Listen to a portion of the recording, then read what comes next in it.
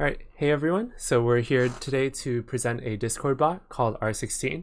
So it's a Discord bot for community-driven interactive code evaluation. So we'll start introductions. So my name is Vincent. I also go by Willie online. So I graduated in 2020 from the University of Texas at Austin. My favorite languages are Clojure and Rust. So Clojure kind of brought me into the Lisp world. So it remains my favorite. And there's my website, and I'm actually a avid user of Emacs. Hi, I'm Olympia. I make PRs to random projects, and that's really the extent of my contribution to this. Yeah, one of my favorite languages is Haskell because something functional purity, but I really like a lot of Lisps for the simplicity and all that. And after C++, Rust is kind of high up there on my list. So yeah. And I hack in Vim because, as my friends like to tell me, I have no taste. I am Benedek, also known as Utro online. I'm a big fan of S expressions because of the purity in how the language is expressed. My favorite languages are also Clojure, Racket, and the natural language French. I also prefer Emacs over Vim. Cool. So let's get into what R16 exactly is. So as I mentioned earlier, it's a Discord bot for communal code evaluation. So what it does essentially is there are tricks, which are short and saved snippets of code. So users can register code as a trick and then recall and execute that code on separate and arbitrary input. So what I have here is a trick called demo. And what it does is it takes the input arguments and it concatenates it with hello and outputs the result. So here I call it with the double exclamation mark, demo, and then world. So then it concatenates it and outputs hello world. So what's the inspiration for this bot? So we actually know of a pre-existing bot called K9, which is written by one of our friends. And it's written in Java with the trick language in Clojure. So it's pretty closely related to R16. But one of the problems we ran into was Java's security model, the JVM security model is pretty complex, and we've run into exploits on using K9. So we wanted to explore Racket as an alternative due to its strong built-in sandboxing model.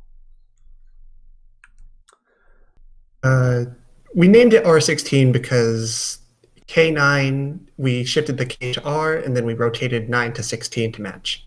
Yeah, so the name is not very meaningful. So anyways, so what is this useful for?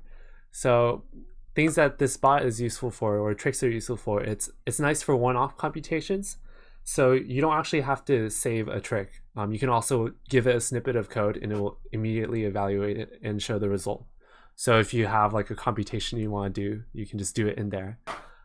In one of our servers, we have a trick to roll dice. So for tabletop RPGs, it's very useful.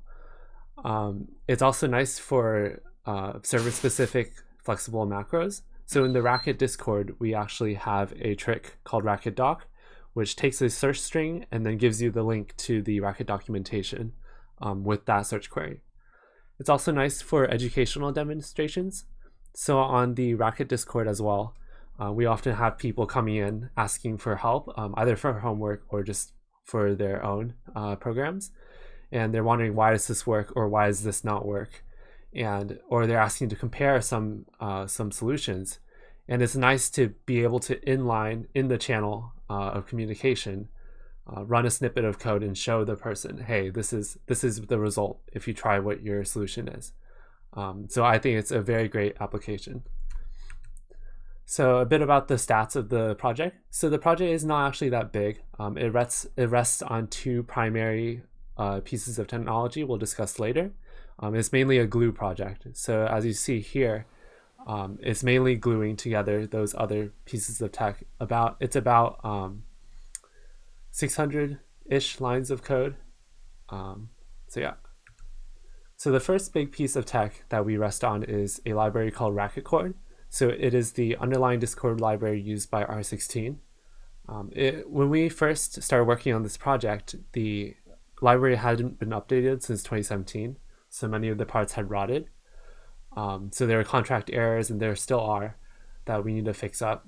One of my favorite bugs that I came across while putting this library back together was there was a bug in the WebSocket gateway management code that caused the bot to endlessly retry connections to the Discord WebSocket API, and it would eventually exhaust the number of sockets on the host. So I would go to the computer, the server, and there would be like over 1,000 sockets open to Discord.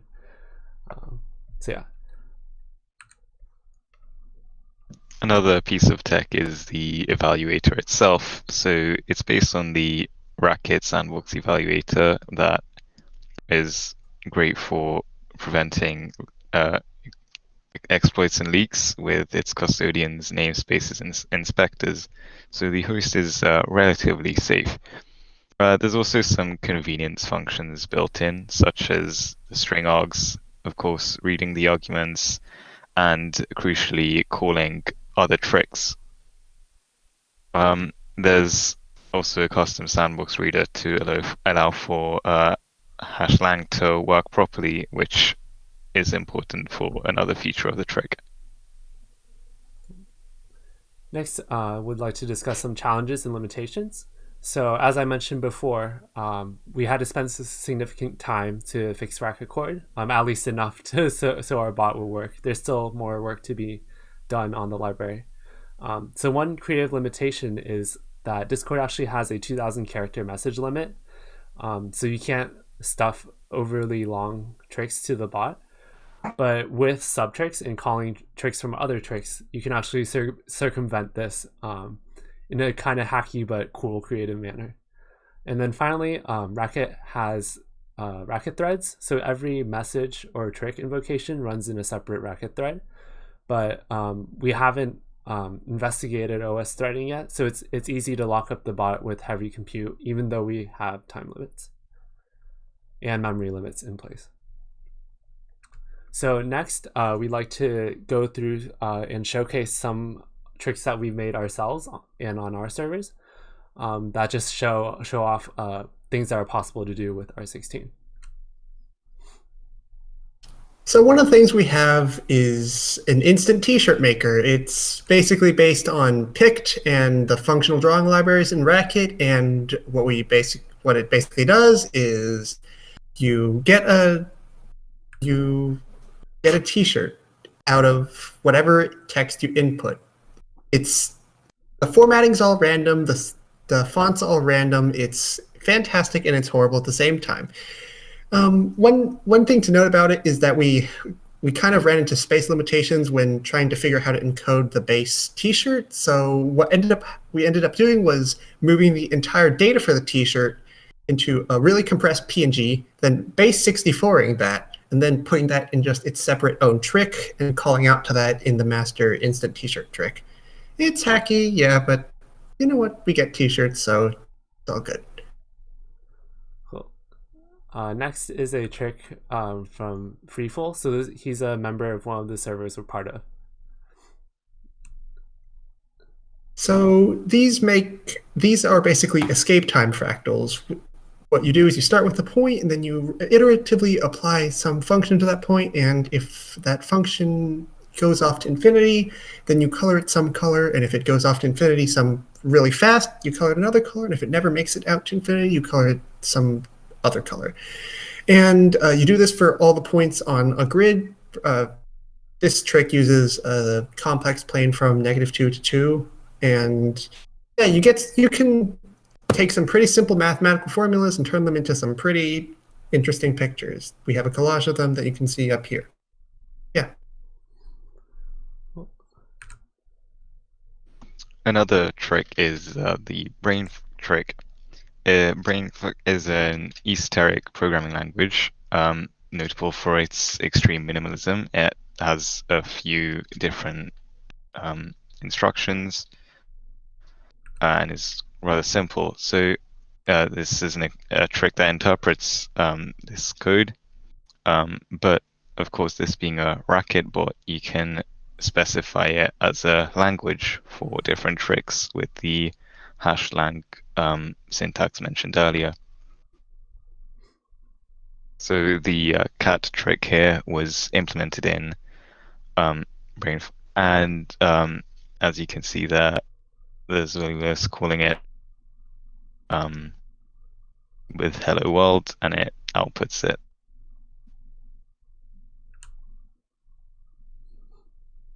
And okay, our last presentation, our last demo is Doots, which pretty much started as, I wonder if I can synthesize audio inside Racket without needing a library because Willie is stingy with installing libraries. So I started with, I ended up writing a WAV synthesizer myself, and it kind of ballooned into something that had to be split across 3 tricks, but basically we use, it interprets a DSL of like half tones, and it turns that into an audio file. We're going to do a live demo of it here, and you can see the fruits of music for yourself. So here we have the trick actually invoked. So this is the same as the music that was on the slide. So here we've done the trick, and this is just a custom DSL for encoding music, as well Winfy said. We're not going to get into the details of it. So we've invoked it, and the bot has returned its result. And here we go.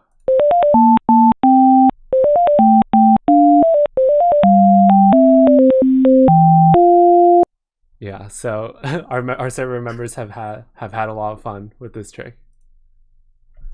All right, next finally we'll discuss our future plans for the bot. So first, we'd like to continue modernization of the Discord library that underlies the bot, and make it more useful for general purpose use. So right now, the library is basically, it's just working enough to support R16. That's about the state of things. Next, we'd like to explore persistent evaluation contexts. So right now, after a trick invocation is finished, the bot throws away the entire sandbox. It kills the sandbox, actually.